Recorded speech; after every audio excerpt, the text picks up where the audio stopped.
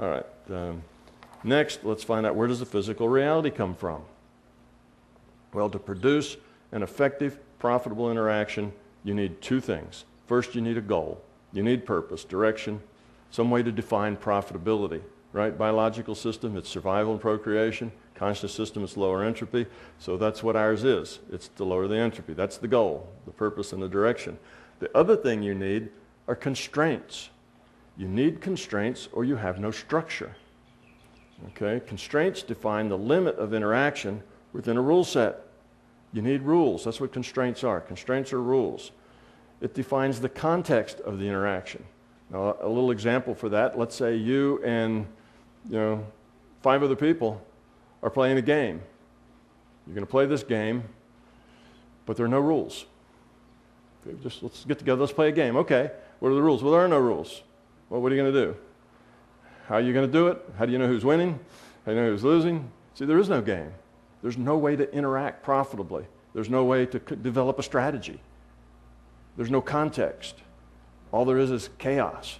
Without constraints, it's just chaos. So that's the other thing that's required. You need a goal and you need constraints. Well, what are the constraints? Constraints are our physics. That's the constraints on this reality. This reality has to work according to science, the way it works. We're finding out more about what this rule set is every day. Okay, when we did that double slit experiment, we found out we took another big step in figuring out what the rule set says, the way reality has to work. Okay, so physics is the set of constraints. You drop something, it always falls down because one of the constraints is we have a thing here we call gravity. It's just a constraint on us. Okay, let's see. So I think we've done all of that. Thus, our reality is our schoolhouse. What's the purpose of this reality? It's a place for us to interact. It exists for consciousness to have experience. We have this experience because that enables us to grow. Growth, spiritual growth, raising the quality of your consciousness, these all mean the same thing. Lowering your entropy.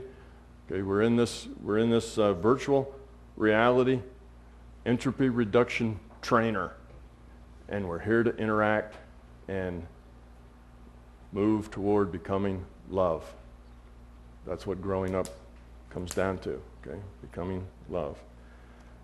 All right.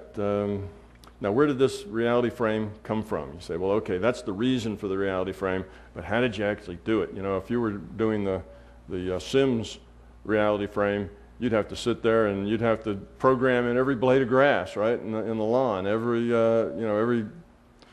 chair in the house, and so on. You'd have to program it in. Well, obviously, we have a much more complex and detailed reality frame here that our physics describes. So where did it come from? Did somebody have to, pencil in every blade of grass? Well, of course not. This reality frame evolved. Okay, it's what I would call the big digital bang.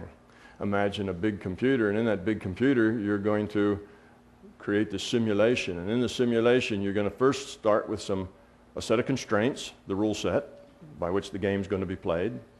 Okay, next thing you do is give it some initial conditions, things like amount of energy, temperature, pressure, diameter, and you have this big ball of energy real tightly bound together. And then you hit the go button and it starts to run. The clock ticks and you go through a cycle in the simulation, right? So first delta T, it expands. Next delta T, it expands more. As it expands, it cools. Your gravity is one of your rules set. You end up with galaxies and suns and planets like ours, and eventually end up with a couple amino acids having to be formed and bumping into each other, and you have life, and then you end up with us. So all of this is according to our rule set. It just evolved. See? Now, if you were running this computer simulation, you may try a whole bunch of different rule sets and a whole bunch of different initial conditions before you got one that worked out the way you liked it. And then you might do variations on that. Okay? But so basically, our reality frame evolved. And we as consciousness then can get involved in this reality frame to grow up, to become love. All right. So now let's talk about the mechanics and structure of virtual reality. Now, I know I'm whizzing through this stuff really, really fast. I'm just hitting the highlights, and it's a little hard to grok all of this, but hang with me, and maybe it'll pull together by the time we get to the end. Okay, the way this works is that it's like any multiplayer virtual reality game. Okay, World of Warcraft is one my son played, and The Sims is one my daughter played.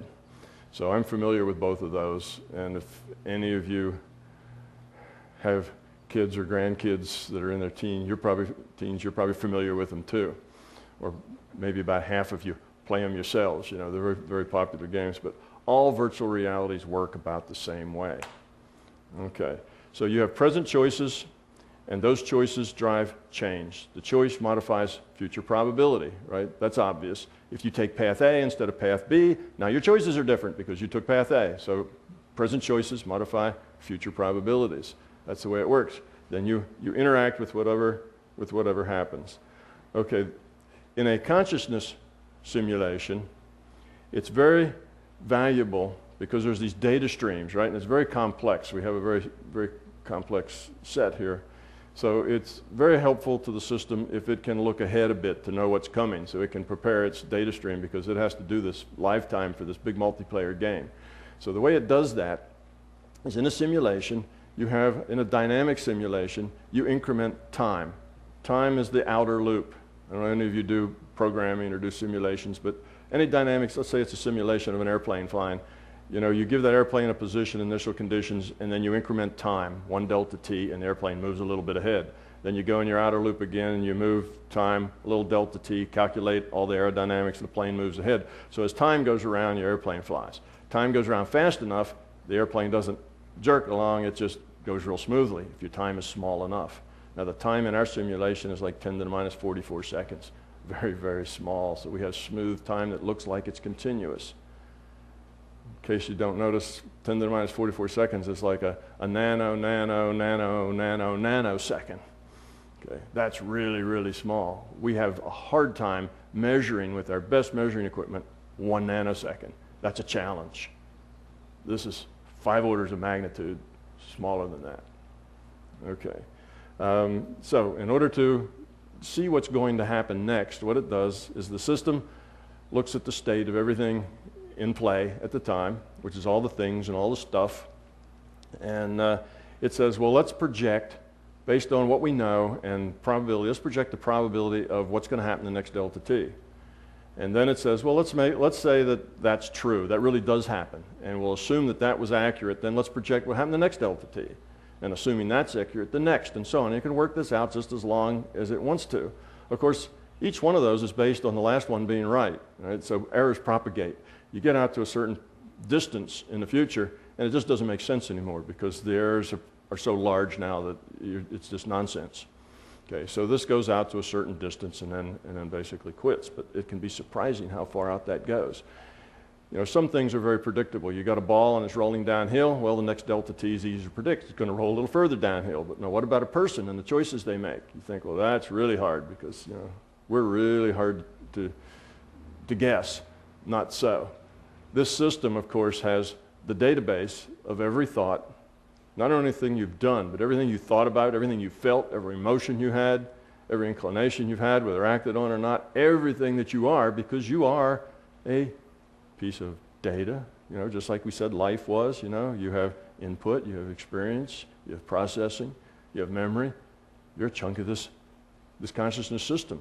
So the system knows everything about you. It's not that hard to predict what you might do in the next 10 to the minus 44 seconds. You see, that's a pretty short leap. We're basically all going to do what we're doing now in the next 10 to the minus 44 seconds, you know, so you just work this thing out.